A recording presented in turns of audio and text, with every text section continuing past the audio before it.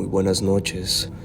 Antes de comenzar con las historias, me gustaría saber desde dónde y a qué hora me escuchas.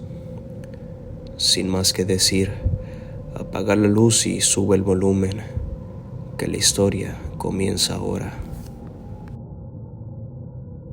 El caso de Marta, Monterrey, México, 2007.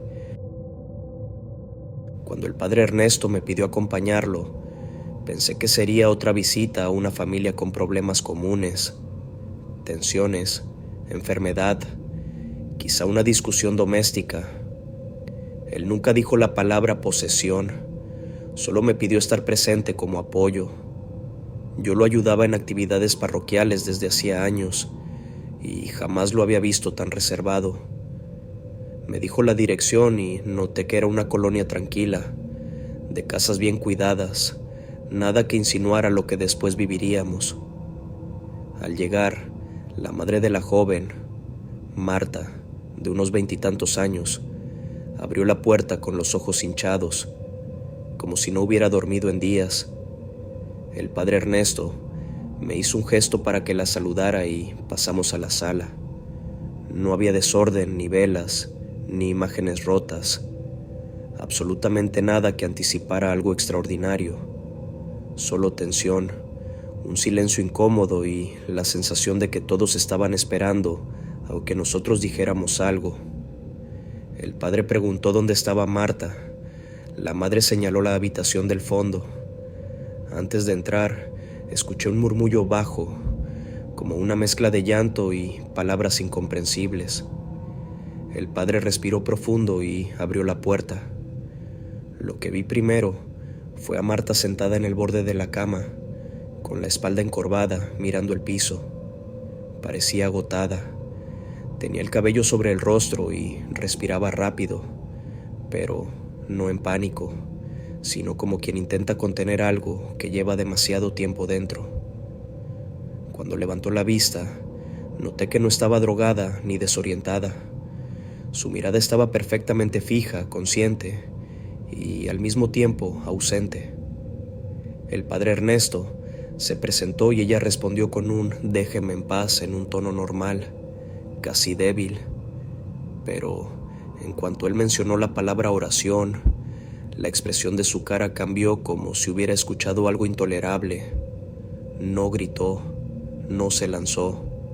Solo la vi tensarse de una forma que no parecía natural, como si varias emociones opuestas chocaran dentro de ella al mismo tiempo. El padre le pidió permiso para rezar. Su respuesta salió de forma tan clara y rápida que me sorprendió. Él no quiere entrar aquí. No usó voz grave ni deformada. Era su voz, pero con una seguridad que no concordaba con la fragilidad de su cuerpo.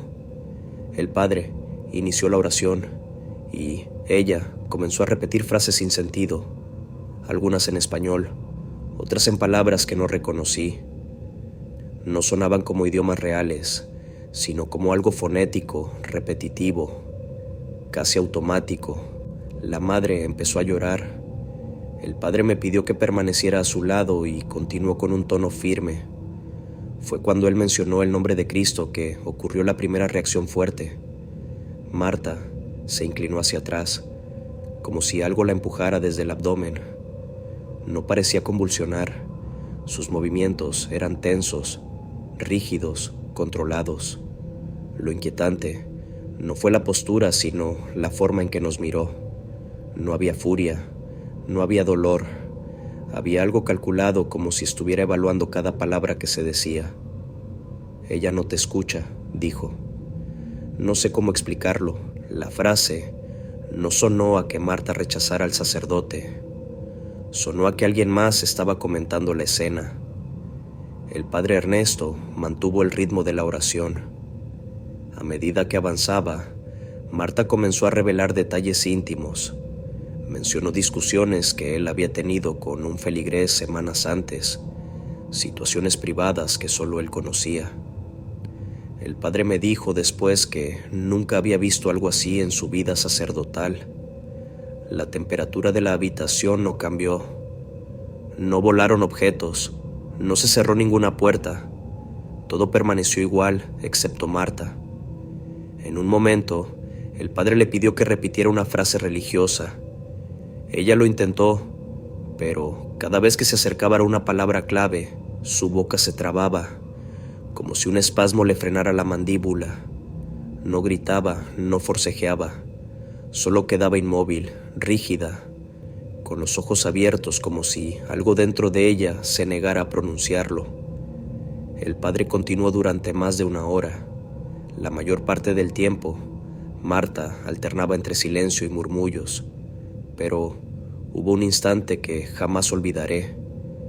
El padre le pidió a la familia retirarse para orar con más concentración, y mientras ellos salían, Marta dijo sin siquiera mirarlos: «Si salen, él también los va a seguir». Lo dijo en un tono tan plano, tan cotidiano, que por eso mismo fue más perturbador que cualquier grito. El padre me pidió que cerrara la puerta, y fue ahí cuando comenzó la parte más difícil. Marta se recostó de lado y comenzó a repetir frases que parecían recuerdos ajenos, nombres de personas que no conocía, lugares que nunca había visitado. No inventaba cosas extravagantes. Todo lo que decía tenía la estructura de un recuerdo real, aunque no era suyo. Cuando el padre colocó un crucifijo frente a ella, Marta no reaccionó con violencia, pero sí apartó la mirada como quien evita ver algo que le causa incomodidad profunda. La respiración se le aceleró y empezó a repetir que él estaba molesto. El padre no le preguntó quién era él, solo siguió rezando.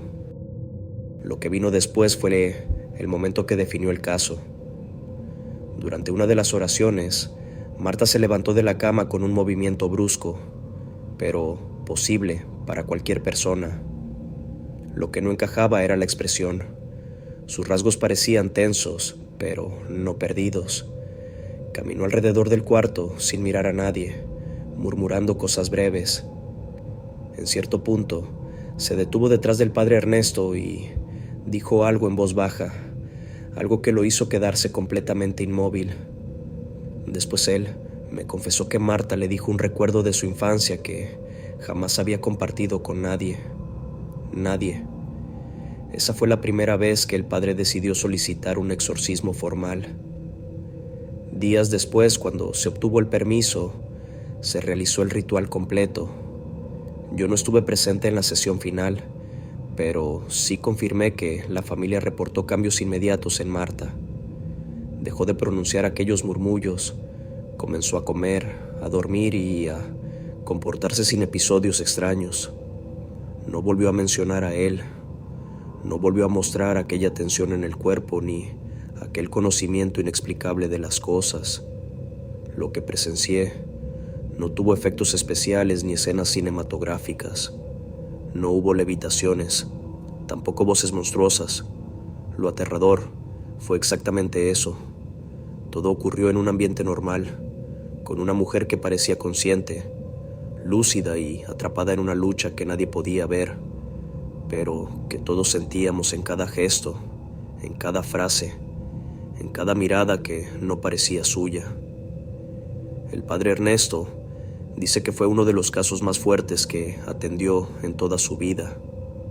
Para mí, fue la experiencia que cambió por completo mi forma de entender lo que puede ocurrirle a una persona, aun cuando la ciencia intenta explicarlo todo.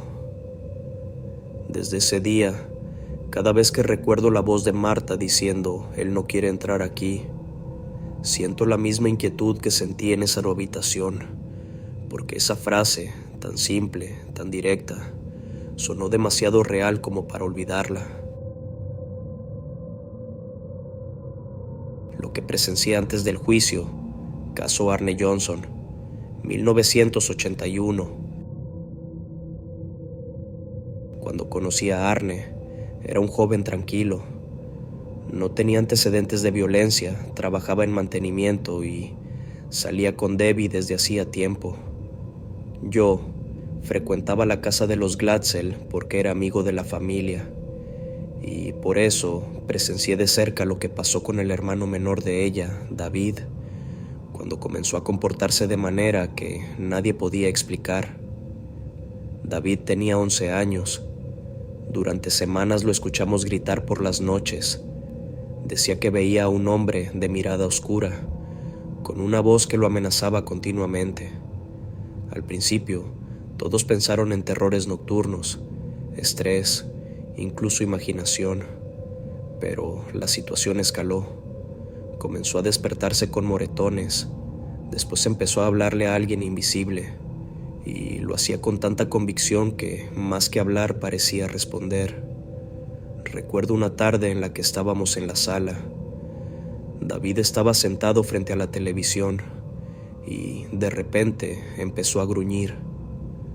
Los ojos se le entrecerraron y sus palabras se volvieron rápidas, incoherentes, como si imitara voces diferentes. Su madre llamó al sacerdote local. Cuando llegó, David reaccionó de forma que nunca había visto en un niño.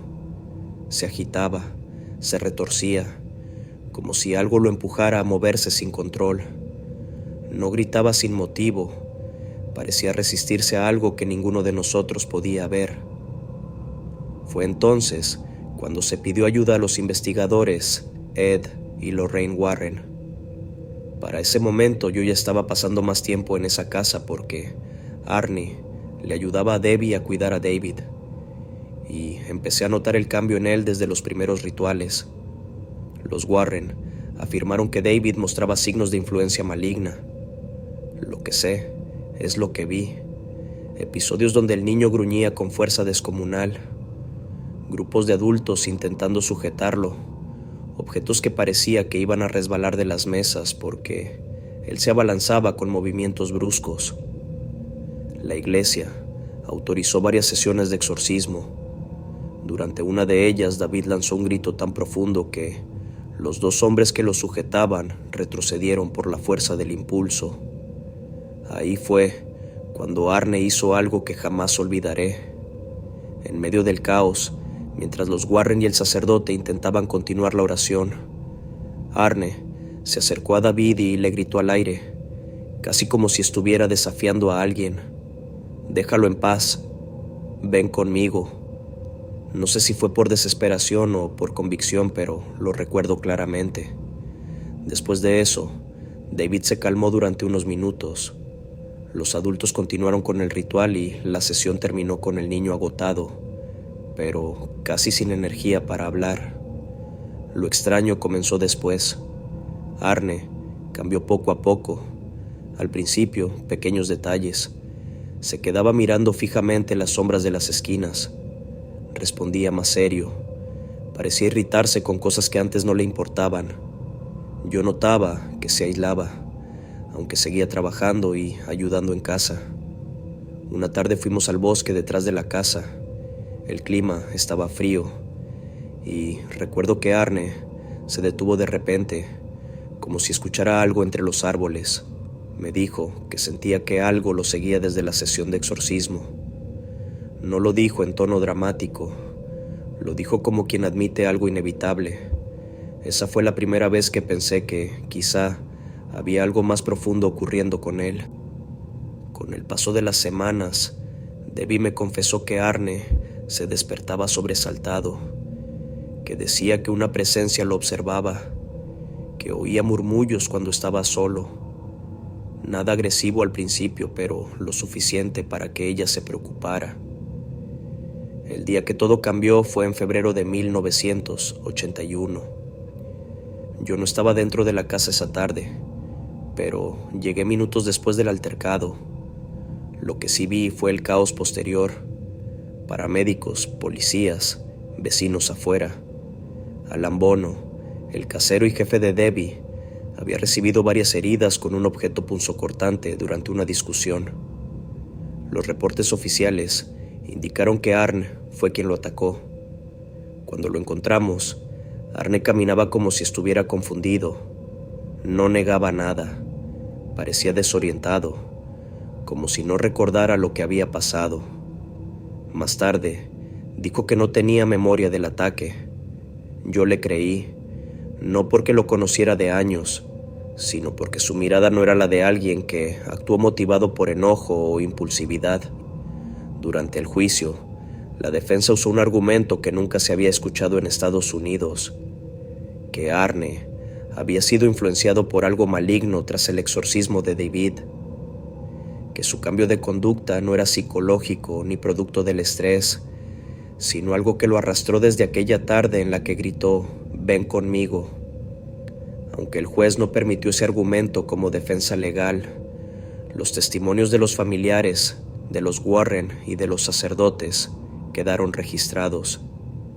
La iglesia reconoció públicamente que el ritual a David sí se realizó y que el niño mostró signos de una presencia que nadie pudo explicar clínicamente. Durante el proceso, visité a Debbie varias veces. Me decía que Arne seguía afirmando que no recordaba el momento exacto del ataque, que solo sabía que algo estalló en su mente, que sintió un impulso que no podía controlar. Los psicólogos no encontraron trastornos profundos. Los investigadores no hallaron motivos sólidos para que Arne atacara a alguien con quien tenía una relación cordial. Hasta hoy, sigo recordando la forma en que Arne se oscureció después del exorcismo. No fue inmediata, fue progresiva, silenciosa, como si algo hubiera encontrado un espacio en él y se hubiese quedado ahí, creciendo. El caso pasó a ser uno de los más extraños en la historia judicial estadounidense, no porque se resolviera con especulaciones, sino por la combinación de elementos reales: un exorcismo autorizado, un niño con episodios violentos documentados, testigos que vieron cambios en Arne y un crimen que él mismo no entendió. Nunca he dicho que lo que vi fuera posesión. Solo sé que desde aquel ritual, Arne nunca volvió a ser el mismo, y cada vez que pienso en ese instante en el que gritó, «Ven conmigo», siento que ese fue el verdadero punto donde todo se torció, porque desde ese día, quien regresó con nosotros ya no era del todo el mismo joven tranquilo que yo conocí. El caso de la familia Ammons, Indiana, Estados Unidos, 2011 a 2012.